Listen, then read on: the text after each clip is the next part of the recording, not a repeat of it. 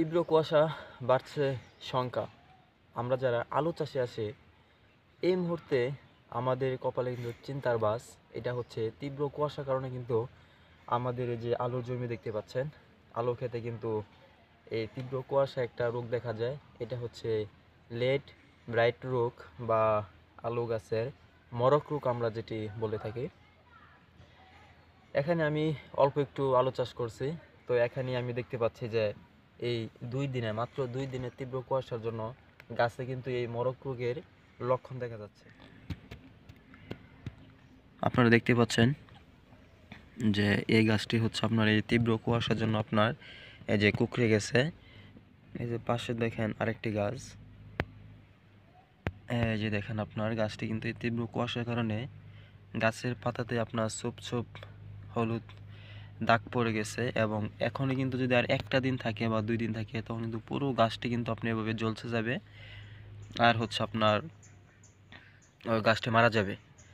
তারপর আরও কিন্তু আপনার এই মরক রোগ চেনার আরও লক্ষণ হচ্ছে গাছের গোড়াতে আপনার কালো দাগের সৃষ্টি হবে, আবার পাতাতেও কালো দাগের সৃষ্টি হয়ে পচতে শুরু করবে।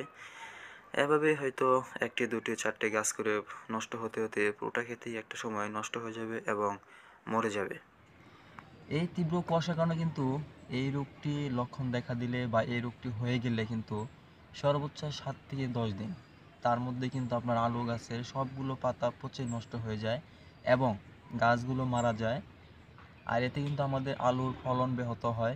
এমনকি আমরা যারা কৃষক আছি তাদের কিন্তু অনেক অনেক টাকা ক্ষতির সম্মুখীন হয়। এখন যেহেতু আমি 2-1টি পাতাতে এই মরক রোগের লক্ষণ দেখতে পাচ্ছি, এখনই আমার প্রয়োজনীয় ব্যবস্থা নিতে হবে। আর আপনাদেরকে বলে রাখি, এই মরক রোগটি কিন্তু আপনার ছত্রাকনাশক।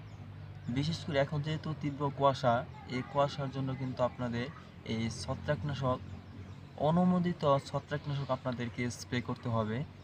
যদি তীব্র আকার ধারণ করে তাহলে হচ্ছে 3 থেকে 7 দিন। আর যদি আমার মতন, আমাদের এই জমির মতন যদি হালকা হালকা ধারণ করে, যে মাত্র ধরতেছে বা ধরবে কুয়াশায়, তখন কিন্তু আপনার 8 থেকে 10 দিন পর পর স্প্রে করতে হবে।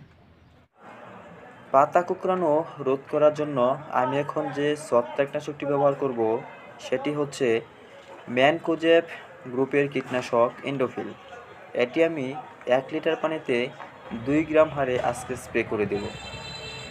আবার যদি দেখি সামনের আরও 3 থেকে 4 দিন আজকের মতো পরিবর্তিত থাকে তাহলে হয়তো আমি আবারও স্প্রে করে দেব। আর যদি দেখি যে না, আবহাওয়া কিছুটা পরিবর্তিত হয়েছে তাহলে হয়তো 7 দিন পর আবারও একবার স্প্রে করে দিব। তো আপনারা যারা যারা আলু চাষ করছেন তারা অবশ্যই জমিতে একটু ভালো করে খেয়াল করবেন, যাতে করে এই তীব্র কুয়াশায় যাতে আপনাদের আলু ক্ষেত নষ্ট না হয়ে যায় সেদিকে একটু খেয়াল রেখে আপনারা কীটনাশক ব্যবহার করবেন। তো আজকের মতো এখানেই শেষ করছি। সবাই ভালো থাকবেন, সুস্থ থাকবেন। আল্লাহ হাফেজ।